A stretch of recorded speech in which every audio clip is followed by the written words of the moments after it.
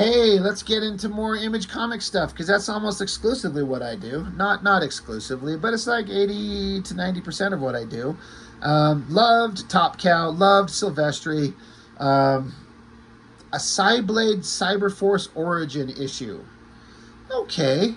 CYBLADE was a giant void of a character in the entire comic that was interesting because she was hot as hell with what I think is a great costume design for like half naked, like nude female figure covered in like spandexy thin, like it's almost like this. The outfit's like a like thigh-high strappy boots, the world's tiniest, skimpiest G-string that would barely cover anything, and then this top part showing up on it's not even under boob, it's like half boob. I don't even know what you'd call it.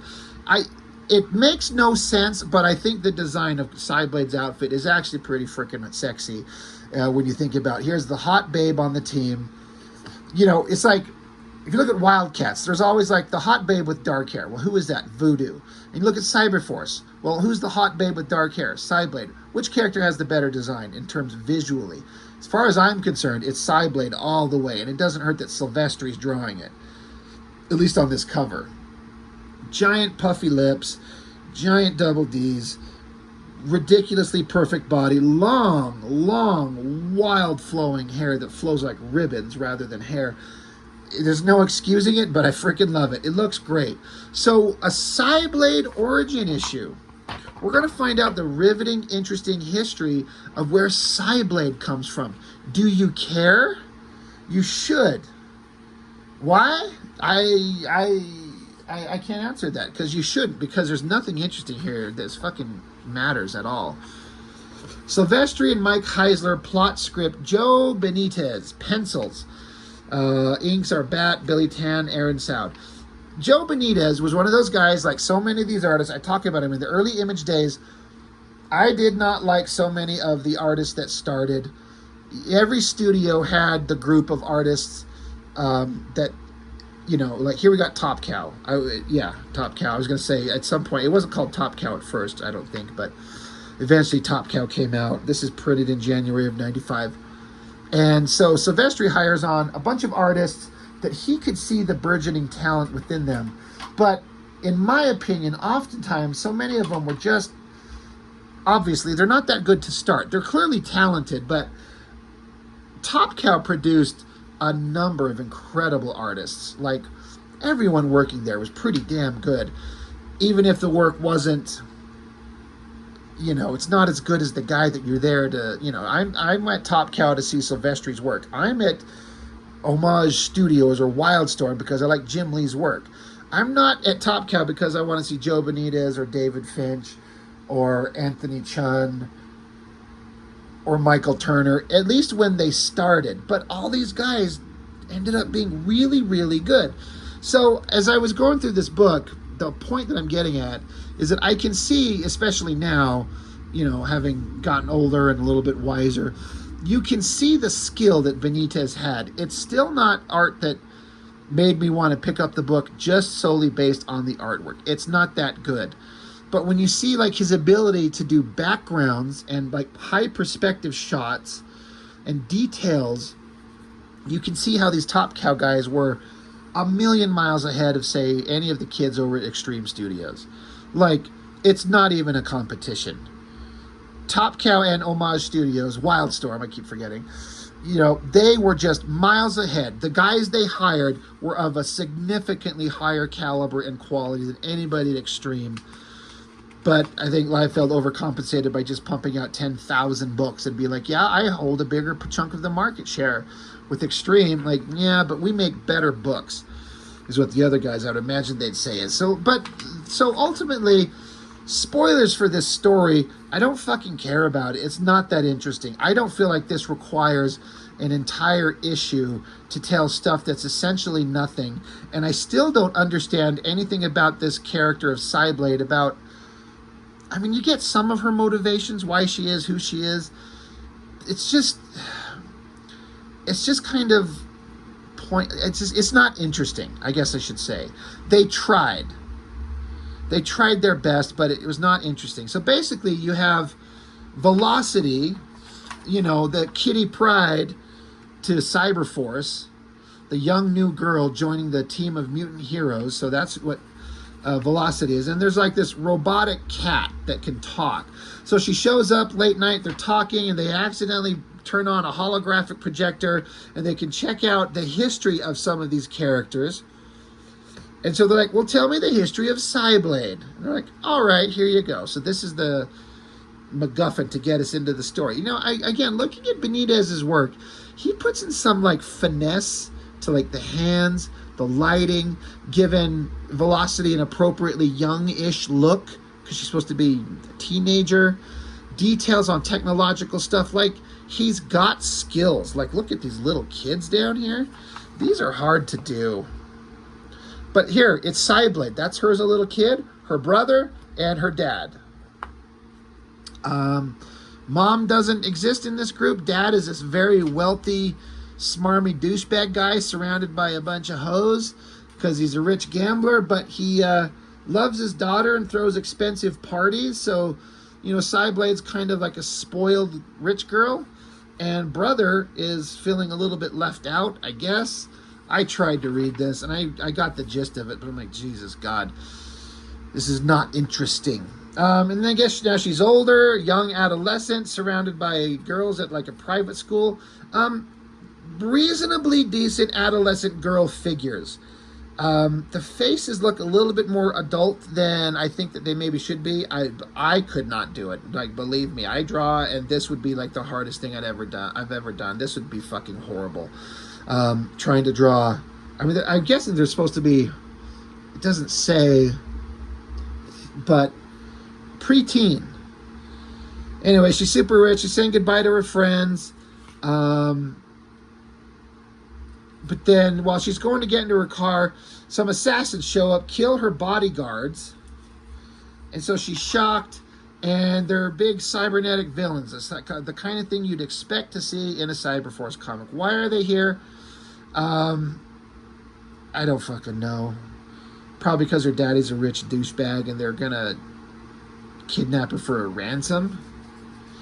But she punches one of these. Oh, there's also one of them is a giant monster guy with like, look at the lipstick on this guy. Look at, is that like, is he a cross-dresser and he's up here like wearing lipstick and shit, which is fine, do it, I don't care. But CYBLADE, I guess in times of stress, we discover that she's got mutant abilities because, as I understand it, Sylvester was going to give Cyberforce to Marvel as an X-Men offshoot where like, we're going to take mutants but enhance them with cybernetics, and Liefeld was like, no, shut the fuck up, keep this to yourself, we're going to make Image Comics, we just haven't told you yet, don't give this to Marvel. So they're mutants. So I guess a cybernetic bad guy points a tiny little wuss gun at her, and so she freaks out, screams, and manifests laser blast that blows the guy away. That's a pretty good shot. The look of shock on her face, the energy coming from her hands, blowing the guy's body away, the energy, the movement, the colors, pretty damn effective.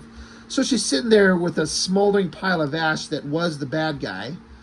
And so the other bad guy is like tough bitch girl and then lipstick giant guy. They're like, I didn't sign on to hunt no freaks. Like, these guys are freaks. That's pretty messed up. Again, I got to point out Benitez.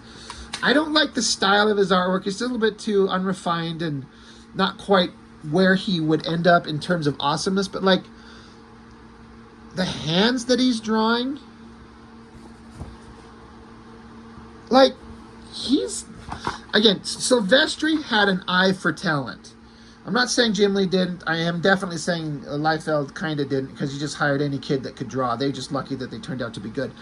But I think Silvestri had the best eye for picking out the most consistently good artists where they all got good. He found David Finch, as far as I know. I don't think any of these guys worked anywhere else first. Found Finch, found Michael Turner, who became the biggest of them all, of the new guys.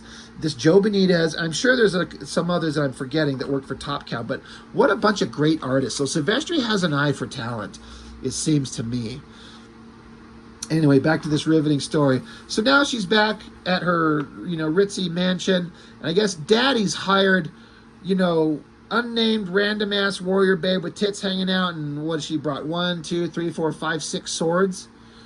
She's like, I'm here to teach your daughter. Who the fuck has this bitch show up carrying swords and guns and shit with her boobies hanging out? And they're like, please go teach my daughter how to be a badass.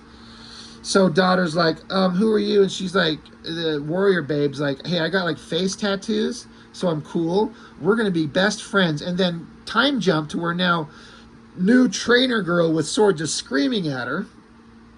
Get off your ass. Quit falling off the balance beam. Practice, practice, practice. Oh, by the way, I'm wearing my underwear, my fucking slutty sex outfit. Look at this, like, clamshell bra and this fucking ridiculous, you know, diaper that I'm wearing and these garter belts. This is how I train you to become a warrior, is by wearing this outfit. So, CYBLADE, her name's what, Monica? Dominique, sorry. Dominique? I don't know how to pronounce this last name. Thiebaut? Tybo?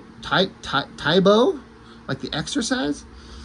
Anyway, she has to teach Dominique to be a badass, to control herself, I guess, because she's got laser powers. They don't really say. So then, new warrior babe stands around posing in her little slut outfit, talking about you need to you've got unique abilities and you must learn to control them. This is like the messed up version of the X Mansion and Professor X, right? And so it pisses off Dominique so much that she runs the course and does it perfectly, grabs onto some swords, runs up and puts them to the throat of the bad guy girl, or the trainer girl, or whoever the hell this crazy woman is. And she's like, oh, excellent. Your anger has made you strong. This is like the dark side of the force shit, I guess. Anyway, they keep going. They keep training. And then, oh, yeah, her brother, you know, he's a presence in the comic. It becomes important later, even though you kind of forget that he even exists. He's sad to see his sister being turned into this angry, mean version of, you know, someone that she did not used to be. And then in this scene, Dad shows up and interrupts her. He's like, how's my little girl doing? And that distracts her, so she falls to the ground and screams at Daddy for daring to disturb her exercises. This is difficult for me. You're a piece of shit. I hate you, Daddy. So Daddy's like, oh, I'm sorry. I'll leave you to your studies. This is Jocelyn. This is her name, warrior babe. And so, you know, what is with the proportions of little girl here and her head covering right up the pelvic region of giant girl in her ridiculous slutty outfit? It's just stupid. Anyway, we keep going, and Daddy is pissed off because he's yelling at trainer girl. I brought you here to, like, train my daughter, not teach her to defy me and turn her back on her family. So you suck, and you're fired. Get lost. And so trainer girl, she's like, all right, I'll be gone in the morning. Meanwhile, Dominique, she's like, I love you, trainer girl, who's, you know, been this pain in the ass and making my life difficult and screamed at me. So they hug. So it feels very groomer-ish and creepy and weird. Not a bad drawing of the hug from the young girl.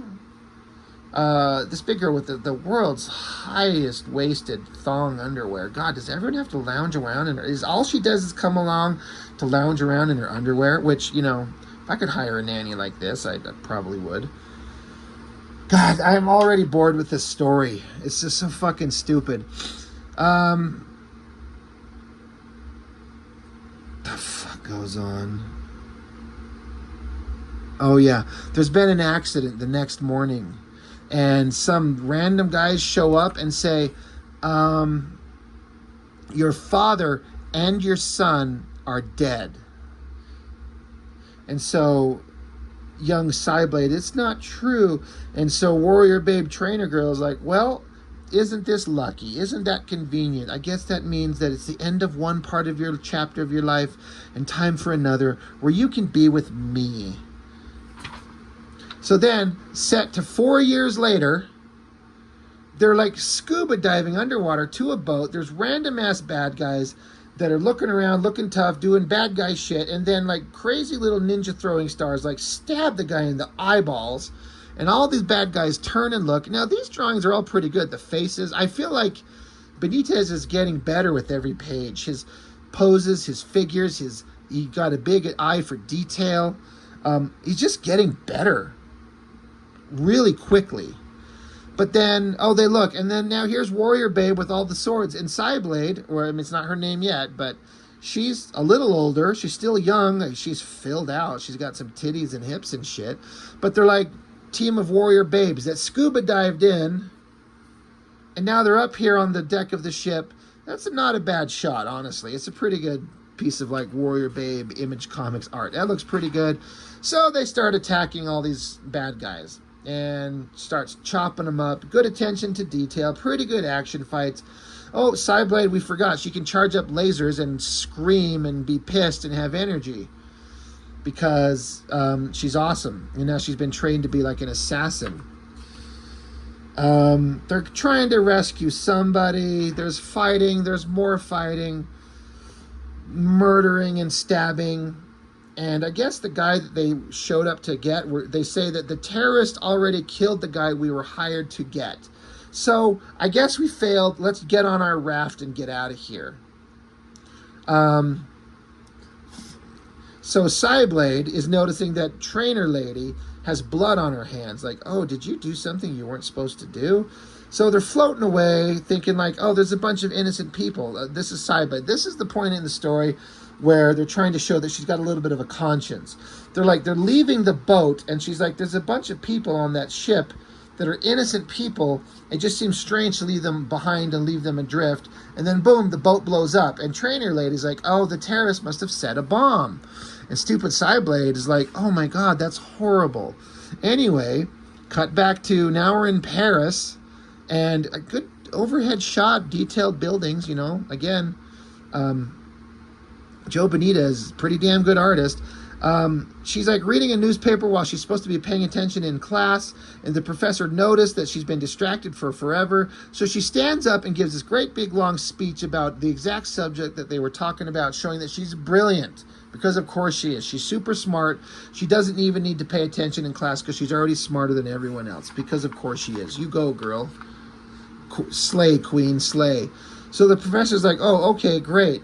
So then some douchebag dude in school tries to hit on her. He slams her to the ground. Then some hours later, now she's on a jet with a bunch of cybernetic badasses, and Trainer Girl's there, and you can't really see. It's hard.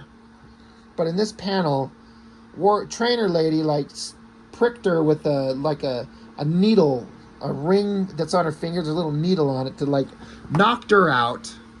So now she's unconscious. So now she wakes up in some cybernetic kind of stronghold, and observing is, oh, Jesus Christ, from Cyberforce, it's a Striker, and then the bad guys from Cyberdata, it's Killjoy. You know, previous to all the stories that we know these characters from. I guess they're talking like she's got a brain tumor, I guess. Why did she suddenly have a brain tumor? Why did they knock her out unintentionally? I guess if I read this, it probably would tell me. I don't give a shit. So, oh God, now they're just jumping around. They're like, well, they took and gave her all these cybernetic implants. The name Dominique Thibault, the name no longer mattered. The Shocks took her in as one of her own, and she never questioned a single order. But they also mentioned how they also have the ability to like erase her memories and implant other memories, so it kept her on the side of like never questioning the shit that they did. This is how she used to work for the bad guys. And so now she's CYBLADE. She gets given this cybernetic outfit and this mask, and Cyberdata is a bunch of evil assholes, and she fell victim to them. God, that was a big jump. And a pointless story. Like, it's just gone on too far. I kept getting through this thing and going, boy, we're way into here. If this artwork wasn't kind of keeping my attention, which it kind of is, this whole story is just, it doesn't require a full issue like this. It really, really doesn't. It's not that riveting. So she's newly joined the Shocks, the bad guys, to Cyberdata, and she gets sent somewhere to some big technological place, and there's all these tubes, and inside the tube, I guess she finds her brother. Her brother's here. She's like, oh my God, Michel. You remember the brother that we've seen in exactly 2 or 3 panels? It is of no consequence, but she's got such an emotional connection to her brother, even though it wasn't established. It's like her brother's in here. He's supposed to be dead, but he's here. And then, oh, look, there's warrior trainer lady still wearing like sexy ass, like little, you know, sex outfits with big giant robotic bad guys. So fight ensues. So now it's student against master. And Thong 1 against Thong 2. Look at that ass shot. I mean, I don't think that panel works the way that Benitez maybe wanted it to. You get the point, but maybe the point was to have a big ass shot. But it's like a big roundhouse kick to the throat. But he went for it. He tried. God, I'm bored of this story. They're fighting. Master against pupil. Zapping lasers. Fight, fight, fight. Bad guy girl has like the ability to throw exploding ninja stars, which I guess CYBLADE jumps out of the way of. At some point here, I missed it. Oh, I guess when she got kicked here, it cracked open the tube holding her brother. And like, oh, look, there's your brother. I wonder if I started ripping tubes out of him, maybe it would kill him. So that pisses off CYBLADE. So the fight continues, but then I guess the goo that was in the tubes is flammable because it catches on fire, and that's when her brother wakes up. He sees his sister, says her name, and then proceeds to catch on fire and burn to death. And so now CYBLADE's like, no, my brother, you have nothing. And then the place explodes. My Jesus Christ, what is going on here? And then that's where the holographic story ends. And so Velocity's like, oh my God, did CYBLADE make it out of the explosion? And the stupid robotic cat's like, well, duh, she's over in the next room. Clearly she got out of the explosion. And then, oh, right, that makes sense, right. So then because she felt betrayed by Cyberdata, because they kidnapped her brother, who we never met and don't care about, she decided to join up Cyberforce. Wherever they came from. It was probably explained in Cyberforce issue 0, I'm guessing. Boy, I don't care about any of this. And then, oh, epilogue, her brother. He's been rebuilt as a cybernetic warrior. And he's like, my sister, you betrayed me. You murdered our father. I'm going to find you, my sister, and I'm going to kill you. Dun, dun, dun. Story's over. Jesus Christ. Look, I know they tried. Joe Benitez is trying his best, doing pretty good. And like I said, he becomes really good. But ultimately, I was just like, what? I will never read this again. I could barely recall the story as it was, and I have no interest to ever revisit it. There's nothing interesting there. CYBLADE's not that interesting of a character. The thing she's best for is to look hot as fuck, fighting bad guys, like blowing their heads off with her laser fist and giving like quippy little one-liners, and then occasionally pretending to be kind and sweet to other characters. That's it. That's what CYBLADE is. There's nothing there. And they tried to give her a backstory. I mean, they're trying to address the problem I was just going over. She's a big, giant nothing. But when the story is like, yeah, you gave all this revenge backstory shit, but I still don't care. Anyway, that's all I got. CYBLADE, Cyberforce Origins. Not that interesting. So, that's it. The end. See you next time.